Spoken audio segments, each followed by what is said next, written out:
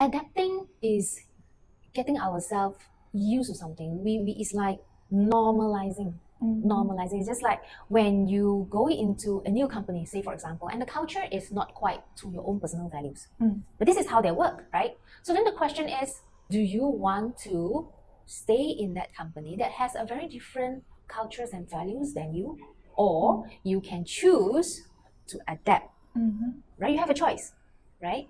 If you felt that this is really not me, you can quit. This is your choice, right? But a lot of people, they see that as no choice. I need to continue to work. And that's where they get themselves into a very miserable state, because in the process of adapting, because it's contradicting to our own values and perspectives, then you become very stressful. You also become very exhausted. You become demotivated. You become depressed in that working environment. So how far can you go in that company? That's first scenario. Yep. Second scenario, there are people who are actually able to adapt successfully. Suddenly his values change because of the peers' pressure. They start to change, become a totally different person. And that's where the close friends or the family members starts to say, you weren't like this before. How come you have changed? That's where the reality starts to hit it in.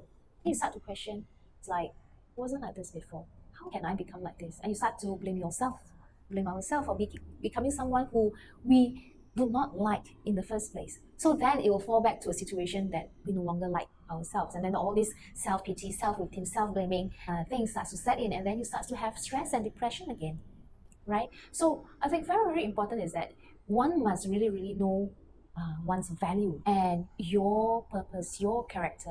The more you know about yourself, you will know what kind of choices you need to make. Is this who you are? Is this the correct decision to make? Is this the right place for me? Is this the right friend for me? You know, and it's not just I have to, because basically there are choices. If you stick to that and you choose to be in that environment that you're not supposed to be, you choose to have the side effects of that situation that you choose.